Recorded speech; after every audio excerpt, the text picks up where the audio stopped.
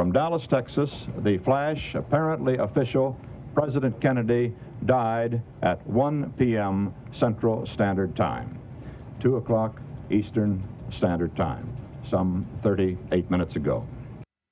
That was Walter Cronkite informing a shocked nation of the assassination of President John F. Kennedy. Yeah, and he delivered that world-shifting news exactly 60 years ago today, right here in this building. President Kennedy was a very different type of leader, the type the U.S. and the world had not seen before. And so, my fellow Americans, ask not what your country can do for you, ask what you can do for your country. And there you just heard one of the most widely known remarks ever said by the leader of a nation. Less than 3 years following his famous inaugural address, President Kennedy was gunned down while riding in a motorcade in Dallas. He was only 46 years old. Authorities identified Lee Harvey Oswald as the lone gunman behind his assassination, but questions have remained over the years if others were involved.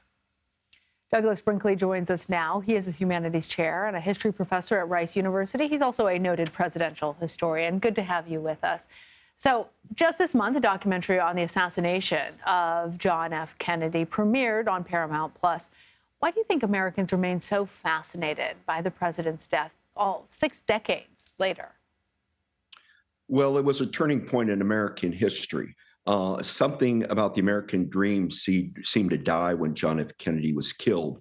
And it really gave birth to the conspiracy theories replacing textbook history in our country. By that, I mean, when the Warren Commission report came out, there were a lot of holes in it. People were wondering that it didn't properly answer this about the autopsy or about what a Secret Service person did or didn't say correctly, and one could go on. And suspicion of that Warren Commission report, that it was hastily done, combined with the lies of Vietnam, of Lyndon Johnson, meaning the Pentagon Papers release and showing our government wasn't fully telling us the truth. Later, with Senator Frank Church of Idaho, that led the Church Committee investigation on the CIA. And then, of course, stories of the Chicago mob and Cuba. And it's become a cottage industry of books. Every year in November, there's some new book out claiming to have an amazing new piece of the puzzle of who killed Kennedy. When right now it seems like Lee Harvey Oswald's the one who did it. But people want to find out if there was a wider conspiracy, if Oswald was working with others. And despite the assassination, though, Kennedy himself really changed the presidency in ways that we still see today. I mean, because of technology at the time, he was widely cited as the first president to run for president on television. I remember learning about the debate between him and Nixon, and while he was able to come off calm and conservative, his opponent looked sweaty, and people interpreted that as being, a liar. How else did Kennedy change the presidency in ways that we still see today? Well, you were right to those 4 debates that took place were the first debates in U.S. presidential history. People get that confused. I know the Lincoln-Douglas debates. Well, that was about Illinois. We've had no tradition of debates, period, between candidates until 1960. And Kennedy came out the better because of the TV factor. Yeah, I know. It's interesting. And then Kennedy's the one who invented the modern press conference. And he had an ironic sense of detachment. He had a dry sense of humor. He had a twinkle in his eyes. So watching Kennedy, be a gladiator with, say, Helen Thomas, a reporter, made for great TV. And then the fact that he gave our country a mission. We're going to put a man on the moon by the end of the decade and bring him back alive. That was his May 25th, 1961 pledge. And the fact that we did that, he was dead, but Neil Armstrong and Buzz Aldrin went to the moon, and it's seen as a moment of American triumphalism, of can-doism, of honoring our STEM learning traditions, of paying homage to the satellites of the future. And, everybody has an interest in rocketry. So who's not proud that America was the first on the moon? Add to that scholarly study of the Cuban Missile Crisis, Berlin Wall crisis, the nobility of Kennedy doing the nuclear test ban treaty, where he worked with Russia and Britain to stop testing of nuclear weapons underwater in the atmosphere. And then add the Peace Corps to it. The fact people don't realize Kennedy created the Green Beret and our Navy SEALs of today. It grows. Wow. And for a 1,000-day presidency, there's a lot of accomplishment, and he will always remain the handsome young president slain while we all grow older. Well, you know, Doug, it's so interesting. As you were talking about the presidential debates, I always thought of Lincoln Douglas as one of those iconic debates. But as you say, that was about Illinois. But when you were talking about what was happening during the time of President Kennedy's time in office, the country as a whole was changing.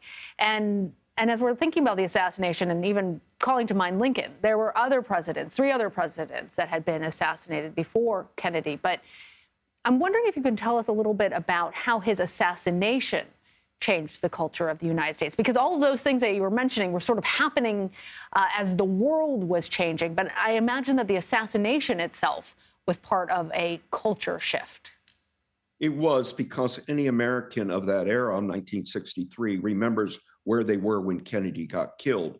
In truth, most of them remember Walter Cronkite telling them that Kennedy died. But from that moment where you just showed Cronkite taking off the glasses in your building in New York, Cronkite became a rabbi, a minister, a grief counselor, a detective, an investigative reporter. He was burning the midnight oil. Every moment there was some new revelation. Did Russia kill him? What was Castro's involvement? Where would Kennedy be buried? What's Jackie Kennedy doing? She was wearing her pink Chanel suit with blood stained all over her. Who's Jack Ruby in the end? I mean, so people were glued to the TV, and it left an indelible impression on their minds. And then we have film footage of, and we've seen it all over and over in slow motion, of Kennedy being killed. And we've never really healed. We're still grieving that loss.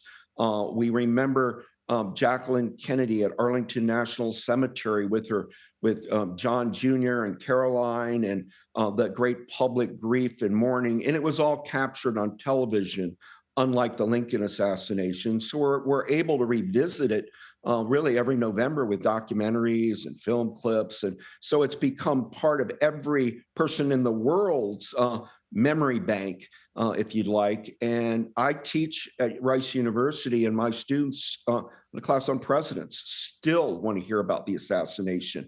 Everybody has theories about it. It still remains largely a whodunit, even though the preponderance of evidence, of course, points to Lee Harvey Oswald. It's some people, it's still the big mystery unsolved. And just as a point of reference, Walter Cronkite's office above our heads here in Studio 57 in this structure of CBS. So we, of course, always are trying to channel his, approach to journalism all the time. Could you guys do something besides channeling it? I think you need to make that a historic site in your building. It's, it wouldn't be for mass tourism, but a place that people that visit CBS, they could show where that moment where Cronkite announced that, because it is the most iconic moment in the history of TV broadcasting. Yeah. We certainly hear that suggestion. I'll tell you, there's competition. We'll send it up the chain. I know there's competition. There is a to get frame his office around as well. the map. There are places in this building that pay tribute to him, but agree with you so much on that. Douglas Brinkley, thank you. Thanks, Douglas. Bye, guys.